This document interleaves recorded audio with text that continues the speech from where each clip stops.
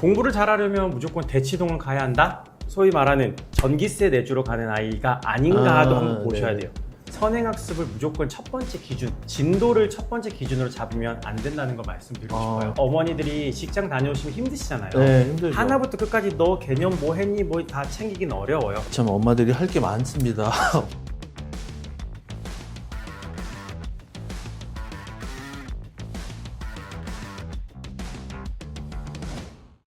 네, 안녕하세요. 연교시 부메어 김성원 교수입니다. 자, 오늘은요, 여러분들이 항상 궁금해하시는 대치동 수학 교육에 대해서 모든 것을 파헤쳐 보고요. 그 중심에서 지금 아이들을 지도하고 계시는 전문가님을 모시고 오늘 이야기를 진행해 보도록 해보겠습니다. 자, 선생님 안녕하세요. 네, 안녕하세요. 네, 먼저 본인 소개 좀 부탁드리겠습니다. 네, 안녕하세요. 저는 경기도교육청에서 아이들을 14년 동안 가르쳤고요. 그리고 지금은 대치동 캐슬 수학센터에서 수학을 가르치고 있는 김설훈입니다. 반갑습니다. 그 대치동에서 이제 14년 교직 경험이 있으신 분이 수학을 가르친다는 게 새롭기도 하고, 그러면 이제 공교육에도 계셨고, 이제 지금 사교육에도 계시는데, 선생님께서 보시는 진짜 대치동은 뭐 어떤 곳이에요? 대치동이라고 하면은 열정, 고민이 가장 뜨겁다라고 할 수 있죠. 네네. 그러니까 대치동이 아닌 것도 분명히 교육에 대한 고민을 많이 하시지만 대치동이라고 하면은 대한민국 사교육의 1번지라는 그런 이름이 있잖아요. 네네. 그러다 보니까는 교육에 가장 집중하시는 분들, 가르치는 것에도 열정이 넘치는 분들, 연구를 많이 하는 분들, 그런 분들이 많이 모여있다라고 볼 수가 있어요. 아, 그렇구나. 많은 분들이요, 대치동에 가면 아이들이 뭐 선행은 기본으로 많이 하고, 또 심화 뭐 과정에 애들이 너무 막 미치도록 공부를 한다고 하는데, 선생님 생각하시기에 야, 이건 무조건 해야 된다, 뭐 이런 게 좀 있을까요? 네, 일단 개념이에요. 무조건 개념부터 확실하게 이해를 하고 그 위에 응용을 쌓아야 되는데, 개념을 튼튼히 하지 않고 진도 나가는 거면 급급한 경우가 있어요. 그렇게 달리다 나가다 보면은 아이들이 그 위에 쌓을 때 부실할 수밖에 없거든요. 초등학교 저학년까지는 그래도 괜찮아요. 그런데 고학년이 되고 중학교 올라가고 고등학교 올라가면 개념이 복잡해지고 풀이 과정이 또 복잡해지다 보니까 그 안에서 풀어나갈 수가 없습니다. 그래서 무조건 어디에서 공부를 하든 개념부터 튼튼히 하고 가야 한다를 말씀드리고 싶어요. 그럼 초등학교 선생님이 지금 지도를 이제 하고 계시는데, 네. 초등학교에서 개념이라 하면 뭐 어디까지를 개념이라고 하는 겁니까? 개념이라고 하면 일단 용어의 정의부터 시작을 해야 되는 거죠. 네. 예를 들어 사각형이란, 마름모란, 평행사변형이란, 그것도 시작을 해서 그것을 문제에서 어떻게 적용할 것인가. 예를 들어 직사각형이라고 하면은 마주보는 두 변이 평행하고 길이가 같거든요. 그 성질을 이용을 해서 둘레를 구하는 그 원리 과정을 이해하는 것까지 기본이라고 할 수가 있어요. 그리고 중요한 게 문제를 푸는 걸 끝내는 게 아니라 이거를 남에게 설명할 수 있는 수준까지 만들어 놔야 돼요. 남에게 무언가를 설명을 하려고 하면은 머리 안에 논리적으로 정리정돈이 되어 있어야 하잖아요. 그런데 그렇지 않고 문제풀이만 급급했던 아이들은 이거 설명해봐 라고 하면은 설명을 하질 못해요. 그냥 답 이거 아니야? 라고만 끝낼 뿐, 이게 정의가 무엇이고 풀이 과정이 어떻고 답이 이렇게 나왔다는 거를 상대방이 이해하게끔 설명하고 이해시키지를 못하거든요. 아니, 그러면 네. 집에서 이제 어머니들이 오늘 학원에서 뭘 풀었는지, 네. 이런 정도만 체크를 하실 거란 말이죠. 네. 그러면 지금 말씀하신 설명을 아이가 해야 되는 걸 들어야 되는데, 또 엄마는 어디까지 들으면은 얘가 개념 이해했다라고 알 수 있을까요? 아이가 기본적으로 문제를 분석을 하고, 그래서 구하려는 게 무엇인지, 주어진 조건이 무엇인지를 분석해내는 거를 엄마가 확인을 해 주셔야 돼요. 수학을 잘하는 아이들은 일단 문제 분석부터, 접근부터 다르거든요. 수학을 잘하지 못한 아이, 이해를 하지 못한 아이는 문제를 읽고서 딱 이렇게 말합니다. 뭔 소리야?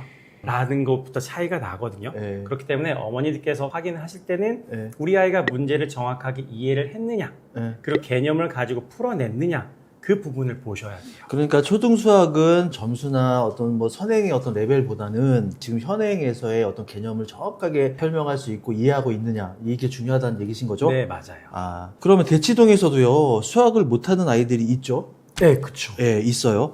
그러면 수학을 잘하는 아이, 못하는 아이 결정적 차이는 뭡니까? 잘하는 아이는 개념을 이해를 해서 풀고요.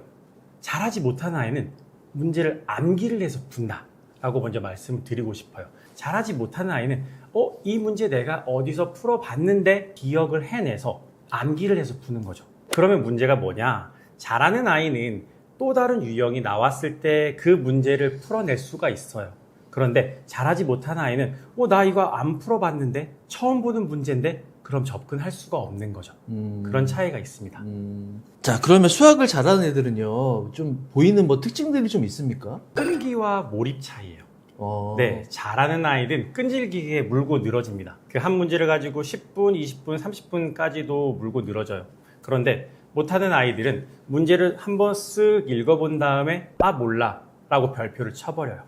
잘하는 아이는 그 문제를 자기가 어떻게 해서든지 해결을 하려고 노력을 하는데, 못하는 아이는 별표를 쳐버리고 해설지에 의존을 하거나 부모님께 질문을 하거나 이거 학원 가져가면 선생님한테 질문하면 되지 라고 넘겨버려요. 그런 부분에서 차이가 좀 큽니다. 그러니까 선생님도 지금 대치동에 계시지만 이게 무리하게 선행을 급하게 하는 것보다 아이가 못하는 단원에 깊게 좀 파고들고 하는 거, 사실 그게 올바른 수학 교육 아닐까요? 네, 맞습니다. 그게 정말 중요하고, 대치동이 가진 장점은 또 그거예요. 대치동이 학원이 1600개가 넘거든요. 그렇게 많구나. 네, 1600개가 넘는데, 그래서 수많은 학원이 있다 보니까 만약에 사교육의 도움을 받고 싶다라고 하면 우리 아이의 수준에 맞는 학원을 골라서 갈 수가 있어요.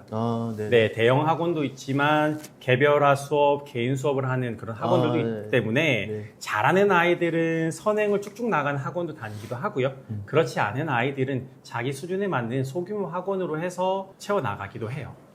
자, 그러면요, 이제 대치동 엄마들이 자주 하는 오해나 착각이 혹시 있다면 이거는 좀 내가 바로잡고 싶다, 이런 게 좀 있을까요? 네, 선행학습이 전부라고 생각하는 분들이 계세요. 선행학습은 도구일 뿐이거든요.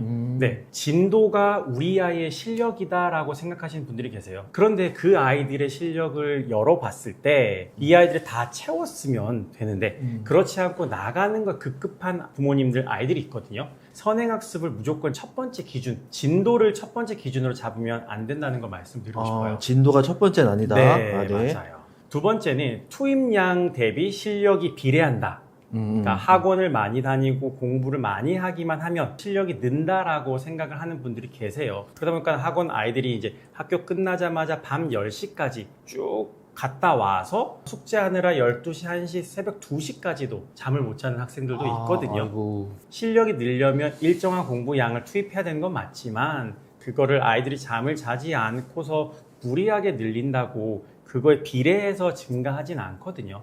그렇기 때문에 적절한 어떤 조정이 좀 필요합니다.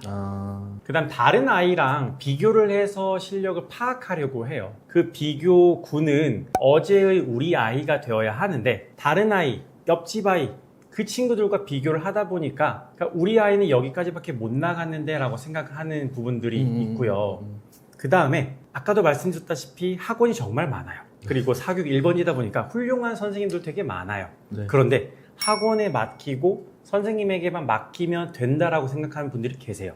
절대 아니거든요. 네, 분명 훌륭한 선생님들이 계시지만 아이들이 그거를 흡수를 해야 되고, 그리고 또 부모님께서 함께 체크를 해주셔야 돼요.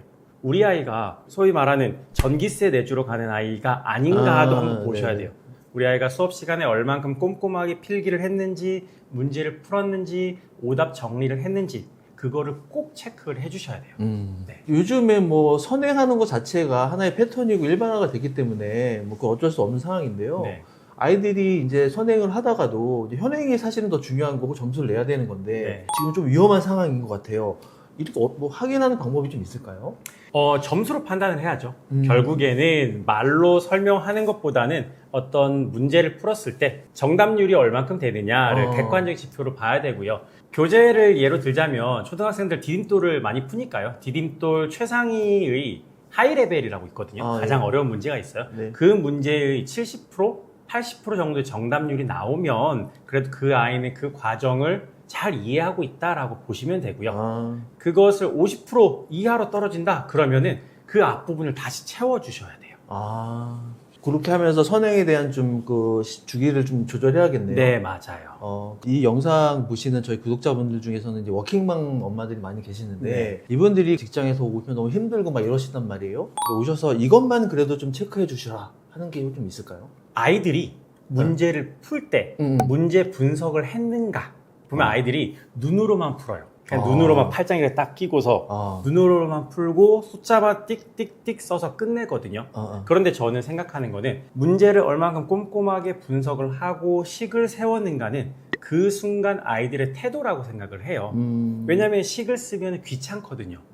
그런데 그 식을 쓰고 문제 분석을 한 아이들은 그 순간에도 최선을 다했다라는 것이기 때문에 네네네. 아이들이 얼만큼 열심히 문제를 풀어냈는가, 네, 그거를 좀 체크를 해주셨으면 좋겠고요. 그 다음에 네. 틀린 문제, 오답 체크를 꼭 해주세요. 아이들이 문제를 틀렸어요. 그러면 저희가 쓰는 방법은 포스트잇 오답 풀이거든요. 네, 그 틀린 문제에다가 포스트잇을 붙여서 내가 왜 틀렸는지 이유를 쓰고 다시 풀이를 해봐야 돼요. 그래서 그 두 가지. 그러니까 어머니들이 직장 다녀오시면 힘드시잖아요. 네, 힘들죠. 하나부터 끝까지 너 개념 뭐 했니? 뭐 다 챙기긴 어려워요. 네. 딱 두 가지 보면은 아이들이 문제를 꼼꼼하게 풀었는가, 그 다음에 오답을 확실하게 정리했는가만 해주셔도 확실히 달라요. 알겠습니다. 그 두 가지는 꼭 하시기를 바라겠습니다. 자, 선생님 보시기에 그럼 초등 시기에 수학을 이렇게 배운 애가 실제로 이제 고등학교 가서 진짜 수학을 잘한다. 뭐 이런 경험이 좀 있으시면 설명 좀 부탁드리겠습니다. 그러니까 개념을 이해만 하는 게 아니라 설명할 수 있는 아이로 키워야 한다라고 앞에서 잠깐 말씀드렸는데 네, 설명을 하려면 논리적으로 정리가 되어 있어야 해요. 그래서 추천드리는 거는 화이트보드예요. 가정에 화이트보드를 하나를 준비하셔가지고요. 아이가 일주일에 한 문제만이라도 어떻게 풀었는지를 설명하게끔 시도를 해보세요. 네, 그렇게 하면 아이가 그 과정 속에서 문제풀이 접근하고 설명하려고 하면서 논리적으로 정리가 되거든요. 그 다음에 또 두 번째로는 결과보다는 과정에 좀 집중을 하면 좋겠어요. 아무래도 초등 과정은 아직까지는 만회할 수 있는 시간이 많거든요. 여유가 있어요. 당장 어떤 입시 결과를 내야 되는 건 아니기 때문에 지금 점수에 급급하지 말고 틀린 문제를 채워내고 열심히 풀어나가고 공부 정서, 수학 정서를 쌓아나가는 그런 과정에 좀 주목을 해주시면 좋겠습니다. 선생님, 실제로 선생님이 보시기에 이 문해력이 좀 약한 아이들이 실제로 수학도 좀 많이 힘들어 합니까? 네, 맞아요. 제가 이제 학부모 강의를 다니면 수학 관련 강의를 하지만 마무리는 문해력으로 끝내요. 왜냐하면 문제 길이가 길어지다 보니까 아이들이 문제를 읽어도 이게 무슨 말인지 이해를 못해서 못 풀어내요. 그렇기 때문에 문해력이 정말 중요하고요. 그러기 위해서 독서를 해야 되고 글쓰기를 해야 되고 그게 수학 실력을 키울 수 있는 어떻게 보면 기초 체력이 된다라고 할 수 있어요. 네, 이게 참 엄마들이 할 게 많습니다. 맞아요. 그럼 반대로요. 네. 초등 때 수학을 이렇게 시켰던 아이는 중학교, 고등학교 가서도 성적이 잘 안 나오고 오히려 이렇게 좀 묻히는 아이들이 있잖아요. 네. 어떤 사례가 좀 있을까요? 크게 두 가지를 보자면 일단 무리한 선행을 한 거죠. 우리 아이 수준에 맞지 않게끔 빨리 나가려고 하다 보니까 기초를 다지지 않고 쭉쭉쭉 나가는 건 급급해서 무리한 선행을 했던 경우 그런 경우들이 있고요. 그 다음에 테크닉, 문제 풀이하는 그 테크닉만 열심히 연습한 아이들이 있어요. 분명 테크닉도 중요하거든요. 테크닉 필요한 건 맞지만 테크닉과 개념을 함께 쌓아 올려줘야 한다. 자, 그럼 이제 마지막으로요. 이제 대치동에 대한 환상도 있으실 거고 또 어떤 어머니들은 대치동은 뭐 남의 얘기야 뭐 이런 분들도 계실 텐데 대치동에 계신 선생님으로서 어떤 말씀 좀 전하고 싶으신지 한 말씀 부탁드리겠습니다. 네. 공부를 잘하려면 무조건 대치동을 가야 한다? 맞을 수도 있고 틀릴 수도 있어요. 그런데 공부는 장소가 아니라 과정에서 성취를 이룰 수 있거든요. 그렇기 때문에 대치동이라는 장소에만 너무 집중을 하지 말고요.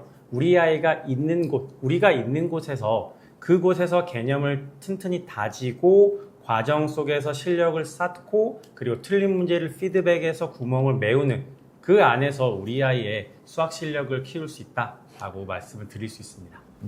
예, 오늘 제가 김선훈 선생님하고 대화를 하면서요, 이게 대치동이라는 건 하나의 그냥 학군이 아니라 어떤 방식을 이야기하는 그런 시간이 된 것 같고요.